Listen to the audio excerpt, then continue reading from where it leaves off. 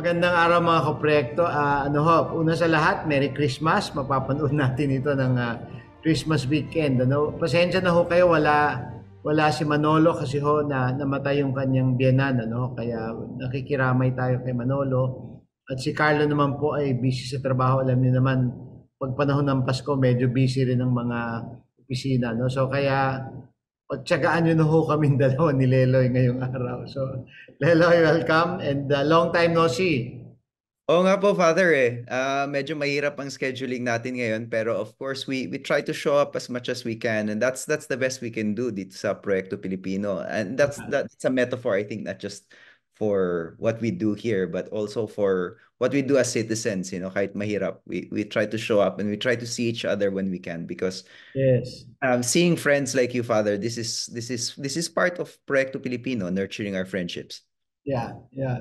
Kasi nga, di ba, it's always, community effort talaga, di ba, itong Proyekto Pilipino, no? So, siguro, maganda mapag-usapan natin, ano ba yung parang the best of 2023 sa atin sa Proyekto Pilipino, no? Siguro, Lelo, you want to start and then pwede tayo maghalinhinan, di ba? So, Ako, Father, I don't know how you want to look at this, pero sa tingin ko meron tayong tatlong malaking tema na tinumbok this year. Unang-una yung tema, yung napakalaking tema of paano ba natin pakakainin ang taong bayan.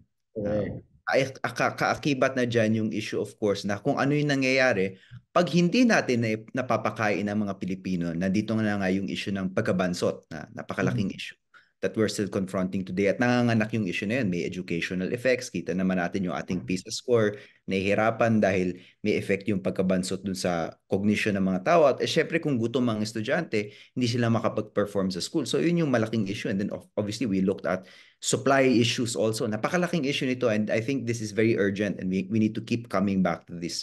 Mm. Pangalawang big issue na I think natumbok natin this year ay yung issue ng territorial dispute and what it means to have a geography na atin bilang isang proyekto Pilipino and what it means to be loyal to ating territorial claims. Kasi bahagi ng pagiging Pilipino is being patriotic, of course. And to be patriotic means we need to defend what is rightfully ours dahil nakikinabang hindi ang ating kapwa Pilipino dito.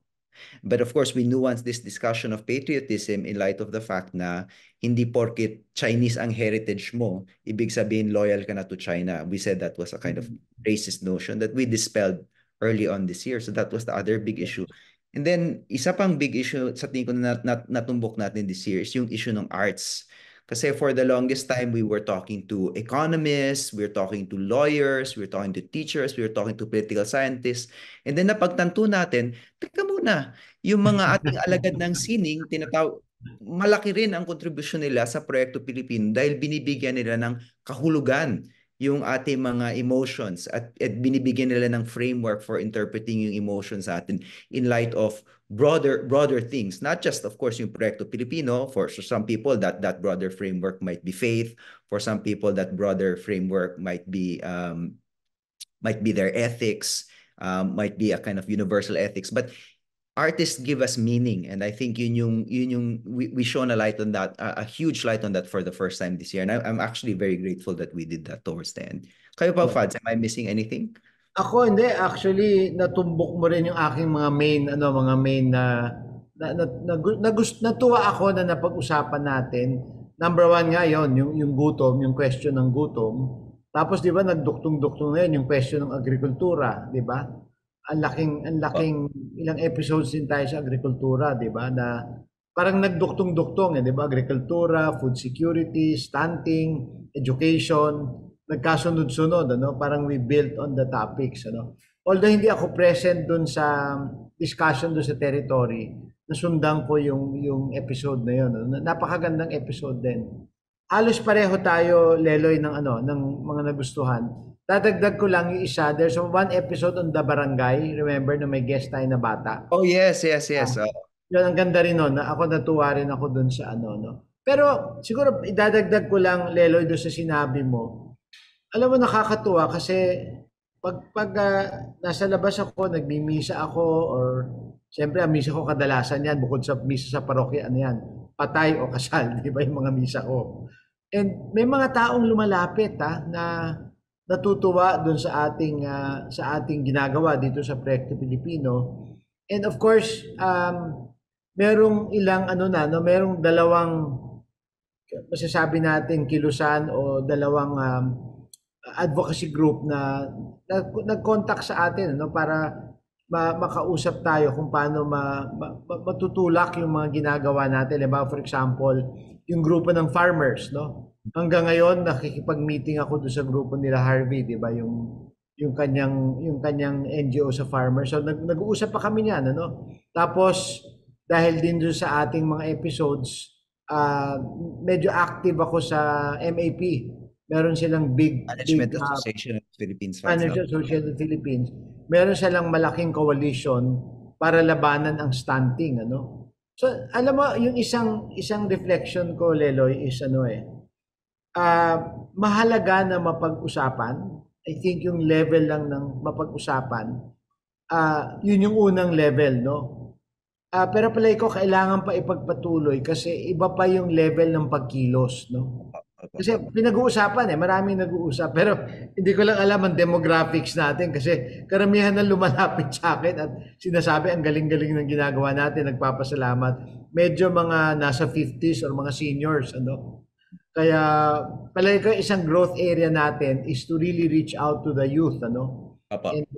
And really kasi yun yung palagi kong dapat natin kumbaga matumbok na grupo and to engage them in the conversation, ano? Kasi palagi ko mahalaga yung usapan Hindi naman po sa ayaw namin sa mga fans namin na seniors or mga sa Hindi, mga hindi. so Solid tayo dyan, solid, di ba? alam na naman namin na in a way kayo po ang nagdadala sa amin. I know my own aunties are the ones who keep giving me feedback about this show. Kasi, and we really appreciate that. And I hope, and ang goal namin ngayon is not to turn our back from that audience but to encourage yung conversation between yung mga aunties at yung mga bata, mga parents, mga lolo, ganyan. It should be hopefully a family discussion. I really appreciate what you said, Fads, about how yung issue ng stunting ay nauso talaga this year. Pero yung action is another step. But it's really a great first step kasi yung statistic na 1/3 of Filipinos are stunted. Matagal na po yan. Matagal na, oo, di ba? Pero it's only, I think, in the last 2 years na talaga napag-usapan ito. And we really need to credit people like yung guest natin, si Dr. Shell Habito. Of course na talagang halos every week for a while or every month lumalabas sa column niya yung issue ng stunting. Talagang pinaaalala. And then of course, Fads, I think you'd mentioned, I forget sino po yung there are certain cabinet secretaries also obviously picked up on this issue. And yes, si Secretary Gatchalian. Secretary Gatchalian, yeah. namin, na it's really heartening po na on the top level of government, meron kang Secretary Gatchalian na willing nang gumalaw dito. Sa media, sa ating mga thought leaders, meron kang mga Dr. Shell Habito na talagang hindi titigilan itong issue na to. Hanggat 1/3 stunted, Dr. Shell will not stop writing about this. And then of course, meron kayong mga civil society groups like MAP who are using their expertise. And I think this is the important thing about yung Proyekto Pilipino, lalo na yung issue ng stunting. We use what we know and we use our expertise to contribute to solutions. Kasi iba-iba po naman tayo ng talento. Yung ambag ng MAP is different from the ambag of a Shell Habito or the contribution of Secretary Gatchalian. But if we all ask ourselves, ano ba talaga sa ating mga talento yung pwede nating iambag para ma-resolve itong napakalaking problema na ito? Dahil we said in our previous episode, this is a core issue kasi gutom ito At saka it's also an equality issue dahil it's really a shame na porkit mahirap ka, you won't have the same opportunities dahil nababansot yung mga anak mo. It's really unjust. It's an unjust system na dapat every single Filipino should be responding to. Ako di ba, more and more you realize it's a human rights issue also, di ba? It's a major human rights issue di ba, yung Pero Lele, balikan ko rin iduktong ko lang doon sa sinabi mo, hindi natin sinasabi sa ating mga kaproyekto ng mga seniors. In fact, I think yung mga medyo seniors, sila kasi yung very very aware of the consequences of the issues we're talking about, no? I think so. Sila yung pwede natin maging kakampi sa pagsimula ng isang kilusan, 'di ba? Para sila yung ready kumilos eh. I think. Kasi nga, 'di ba, nabanggit na natin 'to, napag-usapan natin 'to yung ating kaibigan si Dr. Cornelio, 'di ba? Opo. Yung kanyang pag-aaral, 'di ba? Yung kanyang isa sa mga paboritong topics is yung expression ng pananampalataya ng kabataan, ano? Meron siyang sinasabi na karamihan ng kabataan, na Pilipinong kabataan, yung identification nila sa simbahan hindi masyado sa debosyon or kahit sa misa, pero yung number one affiliation nila sa simbahan ay social action, ano? Hmm. So, sa tingin ko yon pwede natin ma-harness yun kasi nga ano, 2 weeks ago, nagbibigay ako ng talk sa may Capiz, ano. Kausap ko yung mga lay leaders. Tapos binigay ko rin to sa ano, sa may Isabela. Pinag-uusapan nga namin ito yung involvement ng kabataan. Sabi ko nga, kailangan matap natin yung natural ano ng kabataan, natural na masasabi natin pagkiling sa advokasya. Kasi Mm. mahilig sila sa advokasya eh. Palagi ko yun ang pwede natin, Deloy, ma-harness this coming year. And I think we can organize also I think meron tayong base dun sa mga more senior, mga 50 and above. Sila kasi yung talagang sumusunod di ba? But I think ang kabataan ay ano na they're ready to talk about these things, and especially one of the things na makakulang pa nga ng pag-usap natin baka ito pwede maging focus natin this coming year, Lelo, ang ano, climate change, ano? Oh, yes. Yeah. That's a major topic na palagay ko kailangan natin palalimin. And ito, no, um, one of the things na pinag-uusapan namin lately, no, the last 2 months, is about young people getting married.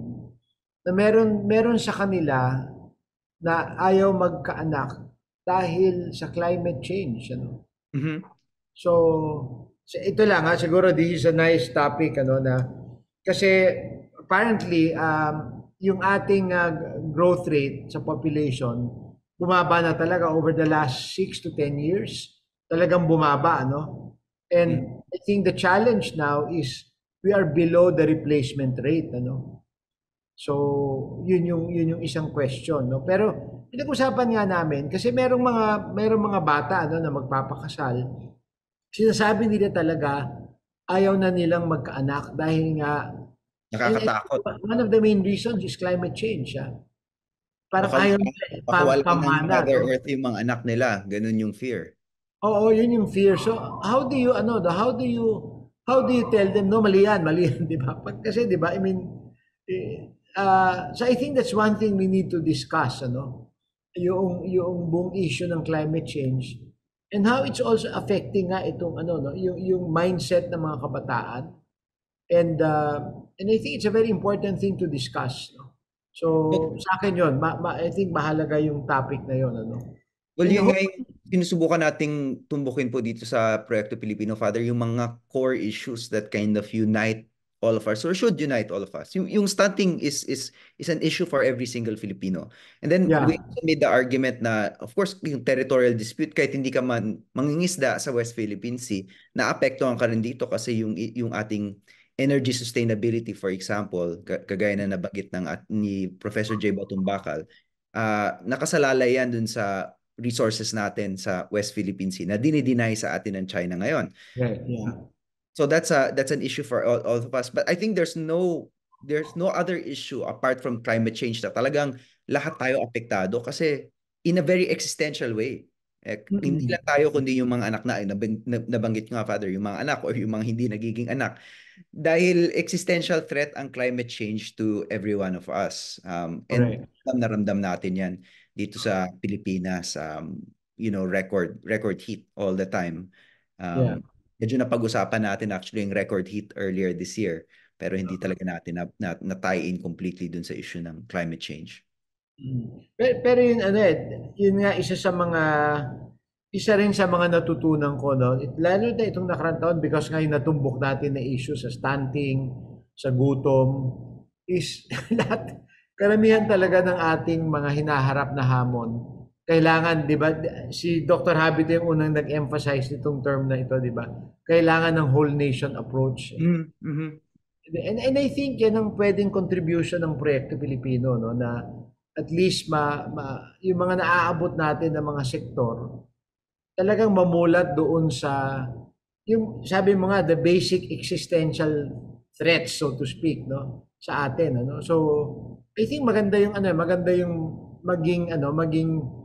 maging parallel, masasabi natin effort ng proyekto is to really be able to create a network, ano, of people that would focus on certain and specific advocacies, ano. Yeah. Kasi talagang lahat whole nation approach, be it education, food security, agriculture, itong malnutrition issue, etc.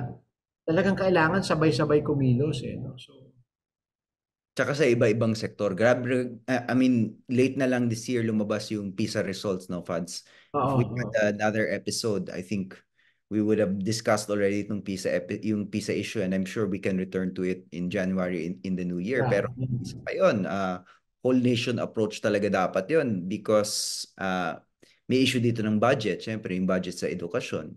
May issue Mm. dito ng babalik na naman sa stunting na kung stunted ka, kung bansot ka, may hirap ka mag-aral. Kung gutom ka, hirap ka mag-aral. And so it's everything again. Education is everything kasi it's our future. Yeah. And that requires that whole nation approach. Wala talagang issue dito na hindi whole nation approach, Father. You're Correct, correct. Oo, correct. oo. And I think what we need to do is move away from this idea na pang-eksperto lang yan. Kasi marami sa ating mga kababayan na isip nila, stunting, hindi naman ako ekonomista, hindi naman ako nutritionist, di ba? Anong magagawa ko dyan? I think yun, excuse yun eh. Dahil kahit ano pang ginagawa mo, kahit estudyante ka, meron kang maiambag eh. Correct. Even if it's just asking the experts and telling and asking them, paano ko ba kayo matutulungan doon sa ginagawa nyo? Kasi kahit gaano kagaling ang mga eksperto natin, lahat sila nangangailangan ng suporta. Siguro alam mo, no, kukwento ko lang yung nasabi mo yan, Leloy, kasi ito, no, kasi bago magpandemya, I was working closely with then Mayor Gatchalian, ano, sa Valenzuela, no. Tapos kinukwento niya, bago pa mapasa yung batas ni Senator Grace Poe, yung sa feeding program, kasi sa akin yun yung ehemplo ng whole nation approach strategy. Yun naman whole community approach. Alam mo ang ginawa nila sa Valenzuela? So meron silang feeding program before nagkaroon ng batas about feeding, ano. Pero ang ginawa nila, Leloy, ang base pa rin nila is yung mga eskwelahan, ano, mga public schools. Tapos doon, ang ginawa nila, meron silang central commissary. Nagtayo sila ng commissary. So may isang grupo nagplano ng mga menu, no, based on ano ba yung maganda yung nutrition. So meron yang set menu, no. Tapos noon, yung buong oras ng paghahanda ng pagkain, I think nakahati siya ng mga 2-3 hours each. Tapos bawat turno, meron niyang ginagawa. Isang turno, sila yung namamalengke. Yung isa namang batch, sila yung naghihiwa ng mga ingredients. Yung isang batch, sila yung magluluto. Yung isang batch, sila maglalagay ng sa mga lunchbox, ano? Tapos yung sistema, so pipick upin yung lunchbox sa umaga ng mga eskwelahan. So kakainin ng mga bata. Pag soli nila sa hapon, kailangan hugas na. Pag hindi mo hugasan, wala kang pagkain the following day, di ba? But alam mo, nakakatawa, di ba? Parang simpleng bagay, sabi mo nga, hindi kailangan maging eksperto para tugunan ng isang problema na malaki, no? Na malawak ang konsekwensya, no? Siguro ganun yung mga example ng mga proyekto, no? Na yun initiated by local government, ano? But I'm sure maraming mga NGOs that can partner with government agencies on the local level, ano? On the local level. Father, ano po yun, no? Simbolo na po yung dinescribe nyo for yung whole nation approach. Lahat tayo para tayo nagluluto eh. Hindi po tayo lahat yung chef. Hindi tayo lahat gumagawa ng menu.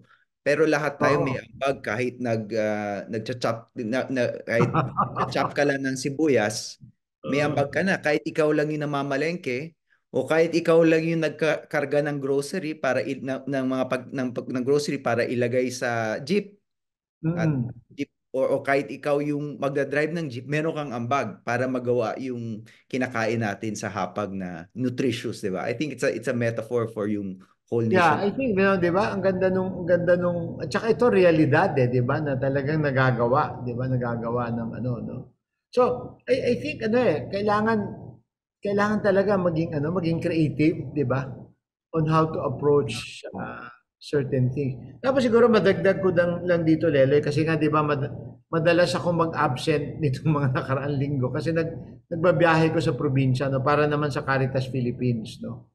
Kasi nga sinisimulan din namin yung ito naman ano paglilikom ng resources ano para mapondohan yung mga kasi lahat ng programa ng Caritas Philippines sa Alay Kapwa is really for ano for lahat ng programa is really mga pro-poor programs feeding, livelihood, education, health. So lahat yung mga ganung programa, no? Pero alam mo, pag sa paglibot ko, ang dami talagang taong ready tumulong no? Ang dami talaga. At saka excited sila may magawa, ano? And for me, very heartwarming kasi yung openness nila na kumilos, nandyan na Hmm. Kasi nararamdaman din nila yung urgency ng situation, ano? Tapos ito nga yung isa sa mga lumalabas namin na usapan. Siyempre, ang Caritas Philippines is private sector. Simbahan yan, private sector. Pero parang bahagi ng parang strategiya is engage ang local government. Kasi pag tiningnan mo ang local government, maraming resources na hindi natatap kasi nga walang programang tugma. No, remember isa sa mga nabanggit sa atin nung pinag-usapan natin agriculture. Remember yung sabi ni Harold na sabi ni Harold na maraming programa ang Department of Agriculture and may pondo yung programa. Kaya lang pagdating na sa komunidad, parang hindi akma sa konteksto no ng komunidad. Pero andun yung programa, andun yung pondo, yun lang pag-contextualize, ano? And I think dyan pwede makatulong ang iba't ibang mga NGOs, iba't ibang mga grupong kumikilos, simbahan man o hindi. Kasi bukod sa barangay, I think ang simbahan malawak yung karanasan na nakaugat sa komunidad, ano? So pwedeng ma-translate yung programa. Yung ginagamit namin term is contextualize or localize the program, ano? Kasi 'di ba nga sabi ni Pope Francis, sabi niya gano'n sa Caritas ano. Sabi niya sa Caritas, iba't ibang Caritas sa buong mundo.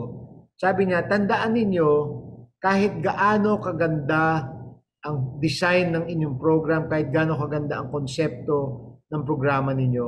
Sabi niya, laging mas malawak at mas malawak at malaki ang realidad. So kailangan mo contextualize sa realidad ano. So I think that's Now, true. yan ang easier said than done. Classic easier said than done, Father. Dahil sasabihin mo, mag-contextualize, sasabihin mo makinig. Pero, Father, ang hirap makinig. Ang Mahirap, hirap mahirap. makinig. Lalo na sa mundo natin ngayon, where everybody just wants to talk. You want to pontificate on social media. Sorry, that's harsh language. Pero lahat tayo gusto tayo yung unang naririnig kaysa dun sa pakikinig. Or minsan yung pinapakinggan natin because of yung nature nga ng social media, sometimes are the most radical things that are being said, yung pinakamaingay. Pero minsan yung kailangan natin pakinggan ay hindi yung maiingay, kundi yung mga tahimik. Minsan, para makinig, kailangan natin magtanong. Hindi yung pwedeng magpupunta lang tayo sa Facebook, pupunta tayo sa Twitter, titignan natin kung ano sinasabi ng mga tao doon. Minsan kasi yung mga kailangan natin pakinggan, tahimik sila eh. Minsan mahihain sila or minsan wala silang kapangyarihan dahil kaya sila Oo. tahimik. Kaya itong pakikinig, itong contextualization, it's really easier said than done. Pero Yeah. meron isang klaseng pakikinig, Father, sa akin na medyo mas madali dahil nagsasalita sila. At ito yung pakikinig sa mga eksperto. Kasi yung mga eksperto natin nakikinig. I think in the age Mm. of social media na syempre ang daming fake news dyan, it's very important to listen to the experts who have processed the context for us. And ako, I'm Oo. very thankful sa ating Proyekto Pilipino that we really got a lot of great experts this year. No? Ang pinaka-recent of course natin si Jay Batumbakal na talagang pinaliwanag yung ano ba talagang nawawala sa atin pag sinisid natin yung ating territory sa West Philippine Sea. But we also got a lot of experts like nabanggit na nga natin si Dr. Shell, and then bumalik si Dr. Bruce Tolentino, of course, Yes, Father. ang ganda ng episode na yon, no? Ganda ng expert yung ano na yun. And babalik lang po ako dun sa issue ng food security and sustaining. Sometimes yung mga solusyon na binibigay ng mga expert napakahirap dahil ang daming step. But sometimes the experts will also give you very low-hanging fruit, yung napakadaling tugunan. For example, Father, I think most of our experts this year told us that to have better food security, kailangan na talagang kung hindi tanggalin, ibaba yung taripa sa Mm. pagkain. Dahil tayo lang ang bansa sa Southeast Asia na at least 30% ang taripa sa pagkain. Kaya napakamahal na pag dumarating ng pagkain dito sa Pilipinas. At hindi natin mapagkakaila na in this world, we really kailangan talaga natin mag-angkat ng pagkain. At pag nag-aangkat tayo ng pagkain at ang taripa ay 30%, talaga mataas talaga ang food inflation dito. At nabanggit Oo. natin, di ba, Filipinos care about inflation the most among all economic issues.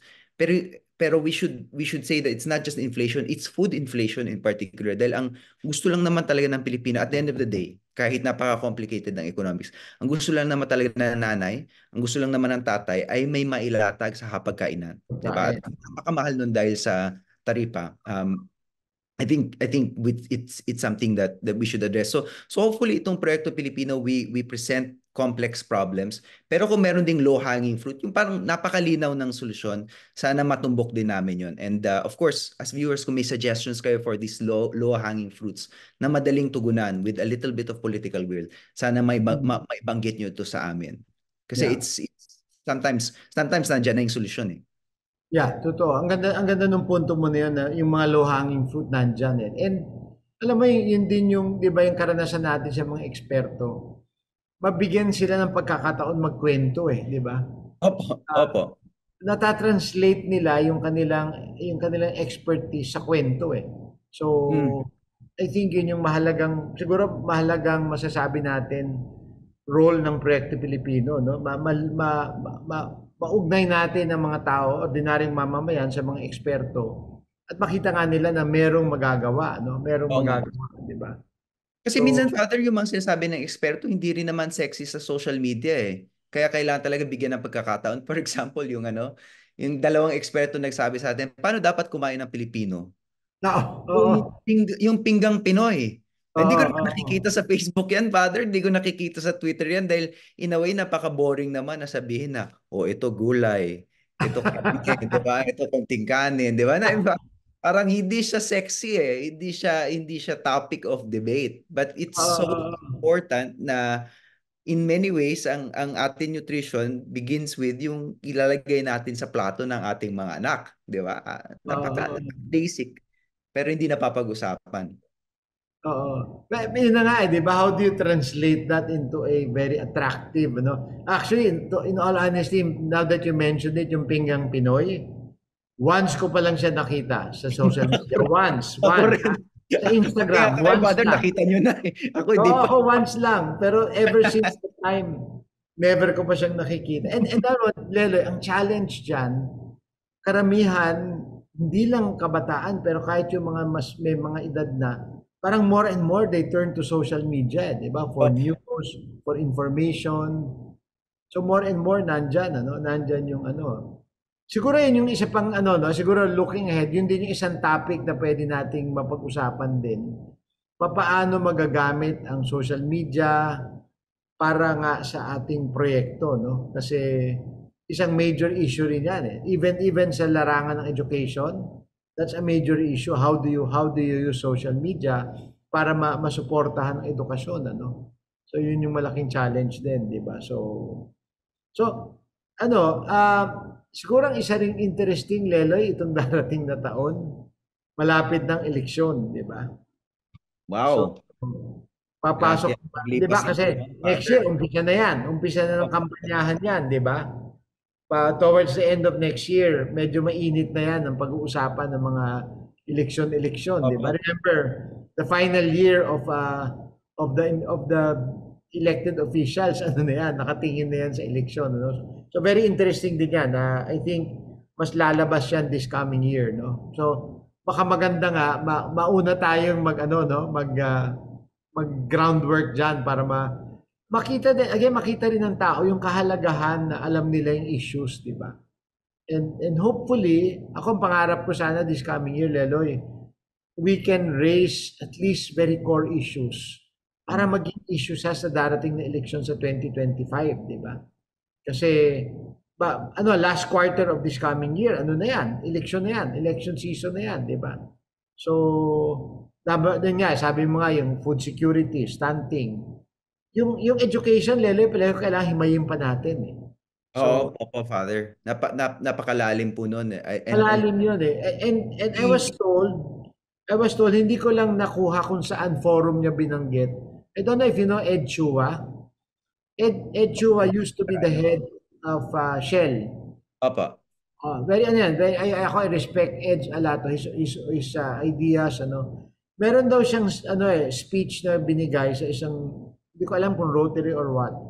Yung biggest na yung bringing up niya, sabi niya, we cannot talk about demographic dividend kasi we're not training our youth enough to really take advantage of our youth population, So yun yung isang palagay ko dapat. Yes.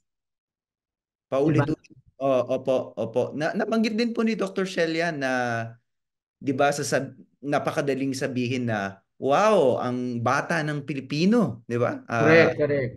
Meron tayong working population na talagang sisiguraduhin nakikita tayo in the future, pero kailangan din natin isipin yung training. So education, Father, kalalabas nga lang ng PISA towards the end of the year, and definitely magiging major topic ito para sa atin. Alam ko, of course, Father, ito ang isa sa mga pinakamalapit sa puso nyo bilang educator through and through, and basic education, of course, is what in many ways drives a lot of your advocacy. Na principal pa namin kayo sa Ateneo, magsimula ng mga panahon na principal pa namin kayo sa Ateneo High School. Ang wishlist ko talaga next year, Father, is if we can have educational experts talaga. Yes. So I would love to invite maybe an academic expert on education na pwedeng ipaliwanag sa atin yung PISA, and then maybe a policy maker. Alam mo, baka somebody like, baka naman mapakiusapan si Brother Armin. Alam kong hindi na siya education secretary at iba na ang kanyang trabaho ngayon. Pero baka naman pwedeng maipabalik si Brother Armin to talk about education. Yung perspective niya, no? Yung perspective niya, no? Alam mo, maganda rin maimbita natin, Leloy, Secretary, Senator Gatchalian. Opo. Lahat ng ating mga education advocates. I think it's very important. Of course, this year, we lost a very important person in the educational sector, si former Undersecretary Lino Rivera. He would have been a great person to listen to about this issue. Yeah. And remember, we also nag-guest din natin si Kelvin, di ba, na yung mga sa K-12, no? Oh, yes. Opo. So, pero alam mo, isa sa mga, actually, I'm beginning to shift my own involvement in education kasi malawak. But I thought what I'd like to focus on is the out-of-school youth. Okay. And to really look at alternative learning systems for education. Kasi one of the things I'm working on is because of Alay Kapwa is yung community schooling for out-of-school youth. Pero yung isa rin na sinisimulan namin, and hopefully by the first quarter of next year, we can propose a pilot program. Yung mga bata na nasa Leloy, nasa facility ng DSWD, yung mga 18 and below, yung mga wala ng tirahan, wala ng pamilyang mauwian. So meron silang mga centers, first within Metro Manila muna. I think but there's a total of, I'm not sure kung 29 or 39 centers all over the country. Nakatira yung mga bata doon. May mga eskwelahan doon sa sa sa loob ng mga facilities, no. So ang usapan namin ng DSWD through Secretary Gatchalian is gawing STEM ang orientation ng school. Yung pa isang interesting na topic sa education, Leloy, bukod sa quality of education ngayon, is yung pang next step, how do you STEMify education? Because years from now, in its beginning, kung wala kang STEM skills, which is in science, technology, engineering, and math, kung wala kang ganong skills, medyo argabyado ka na pagpasok sa labor market, kasi more and more ang mga trabaho will be very much, kumbaga, ang basic framework or philosophy or concept ng mga jobs will be very STEM driven, so otherwise you end up having pardon the term, parang the second tier jobs, pero yung top tier jobs, yung kailangan may skills ka sa STEM, isa pa dapat mapag-usapan yan, how do we, of course, as of now, question na yung quality, but the next question is, okay, maging medyo okay na yung quality natin, nakakapagbasa mga bata, etc. Ang question naman is gaano kalakas yung ating STEM program. Yeah. So Isang gusto ko sana makausap actually, Father, next year, and hopefully this is a preview of what's to come. I've been exposed to yung work ng PhilDev Foundation. Ito po yung foundation na sinimulan ni Dado and Maria Banataw, who are Dado Banataw was a tech innovator sa Bay Area, at yung ginamit niya yung kanyang influence and of course yung kanyang yung kanyang pera na made to really promote STEM sa yes, Pilipinas. And I was able to engage yung PhilDev because they work in the US but they also work here. At yes, yung goal nila is to fund scholars, STEM scholars dito sa Pilipinas using yung money ng mga privileged Filipinos sa US. And yes. I think it's a wonderful program because it also shows na yung Proyekto Pilipino, of course, spreads doon sa ating mga mas privileged na kababayan sa US. Kabilang na ako doon, of course, Yeah. bilang US-based. Alam mo Leloy, si Dado is graduate siya ng Ateneo de Tugigaraw. Opo, yes. And I think Dado is about to release his he's thinking about parang thinking autobiographically now, and hopefully we can hear about his life story soon. But Baka pwede mo imbitahin. sana nga po, try natin. Nasa wishlist. So ako personally, ang wishlist ko next year, si Brother Armin at saka si Mr. Dado Banataw. If not, then somebody from the PhilDev Foundation. Kasi meron din naman silang offices sa Pilipinas. Dito sa Pilipinas, by the way. Yan ba, involved ba dyan si Paco Sandejas? I'm not sure, Father, but I'll ask, yeah.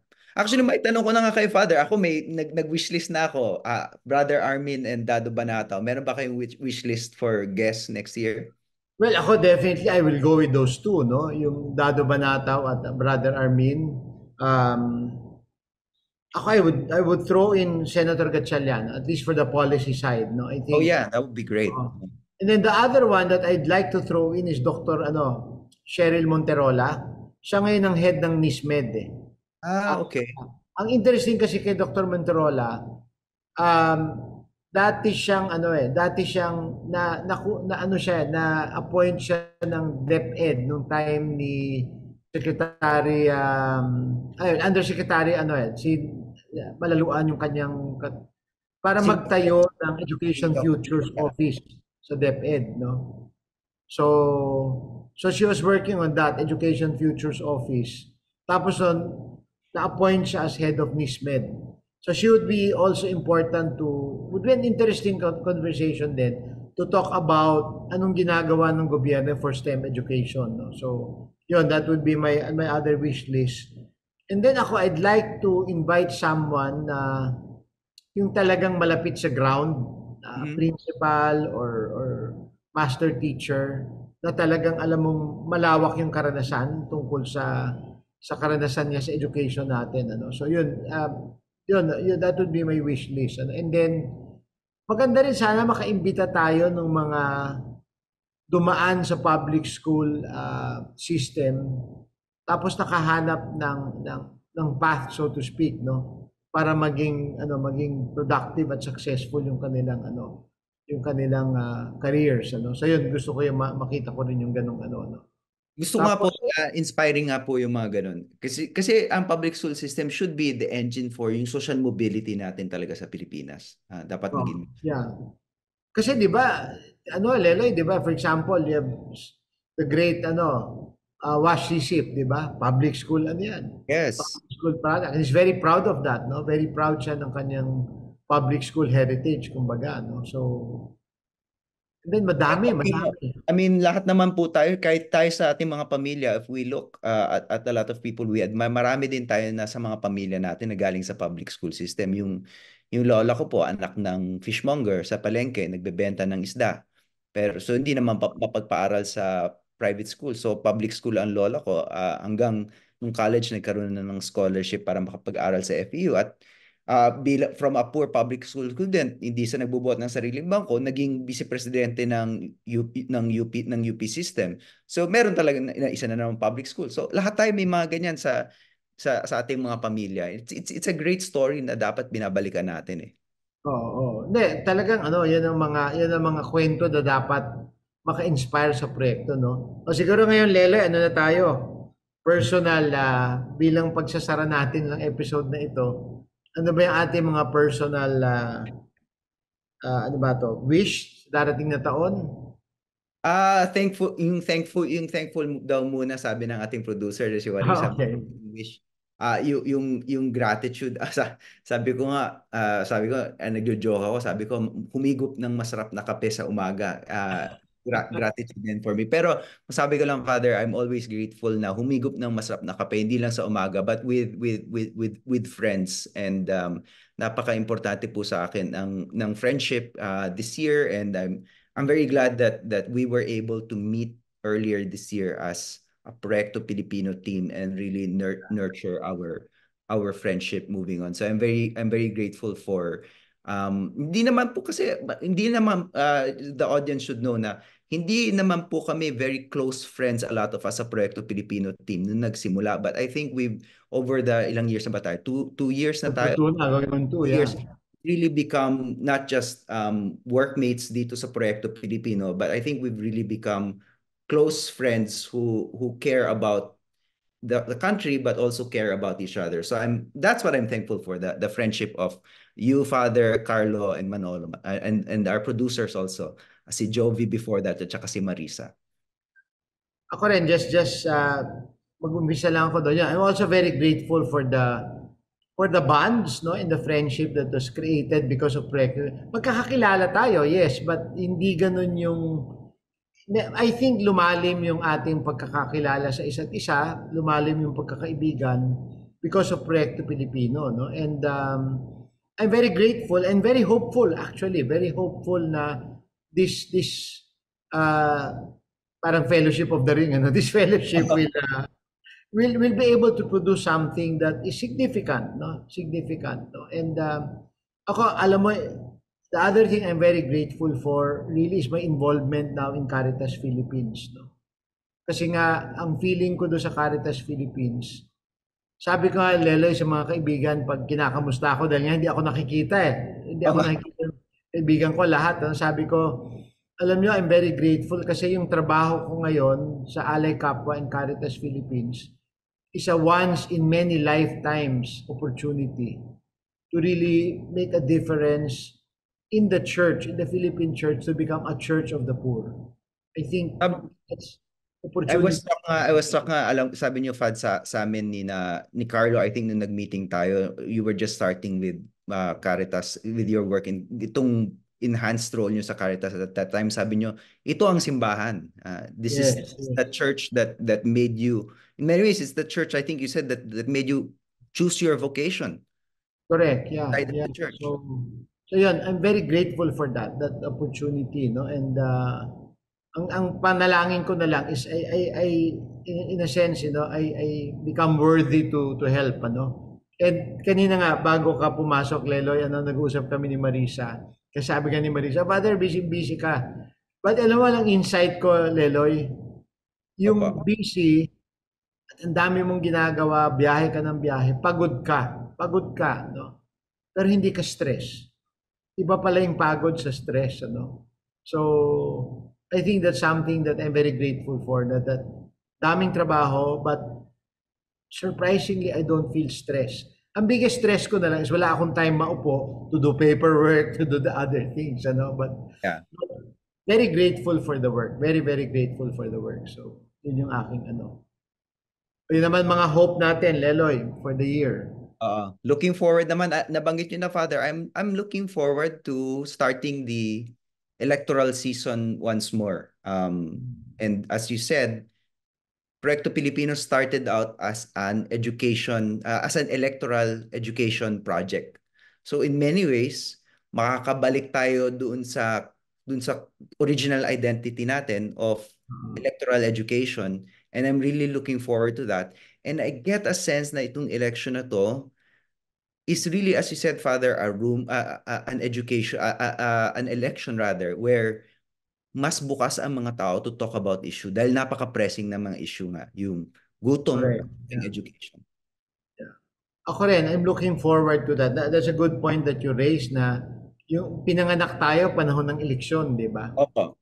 And we were helping people understand ano ba eleksyon, ano ba iba't ibang posisyon. Then after that, di ba, nag ano naman tayo, how to form a government, di ba? Yun naman ang pag-usapan natin. Tama ka, di ba? Balik tayo doon sa core identity natin na we are really an education program. And I think, di ba, kasi election din, tama yung sabi mo, Leloy, na nasa-sharpen yung focus sa mga importanteng issue, no, na dapat pag-usapan. At sana maging batayan ng pagpili ng mga pinuno. Ano? So I'm looking forward to that. And of course, nabanggit mo nga, di ba, we're also looking forward to yung ating issue about stunting education na mapalalim pa natin yung usapan. And hopefully, yung pagpapalalim na yon ay lalong magbigay ng inspirasyon na kumilos. No? Siguro yun din yung mahalaga na pwede natin to look forward to. No?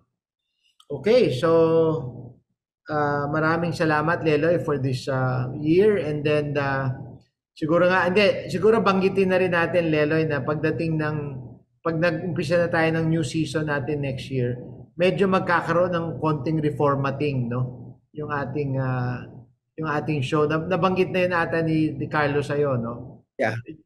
Trying to make it more social media friendly, no? So sa audiences natin din, abangan ang susunod na kabanata. Yes. So siguro, Merry Christmas sa lahat ng ating mga kaproyekto at papasalamat kami doon. Meron tayong loyal fan base, so sa totoo lang. So maraming salamat. Never ko pa nabanggit na sa loyal fan base, may Auntie Julie Kapalongan. Nabanggit ko lang pinaka-loyal na kamag-anak ko na nanonood ng Proyekto Pilipino. Maraming salamat sa inyo at sa mga kagaya niyo po, Auntie Julie. Thank you. Yes, and Merry Christmas, Leloy, and Merry Christmas sa ating mga kaproyekto. Of course, kay Manolo at kay Carlo, kay Marisa, at kay Jovi. Merry Christmas sa lahat. Merry Christmas, yes. Merry Christmas at manigong bagong taon sa ating mga proyekto. We'll see you then, and hopefully we are bright-eyed and optimistic for yung future ng ating proyekto sa bagong taon. So maraming salamat po. Ito po ang Proyekto Pilipino. Nagpapasalamat, bumabati sa inyo ng Merry Christmas at manigong bagong taon. Salamat po.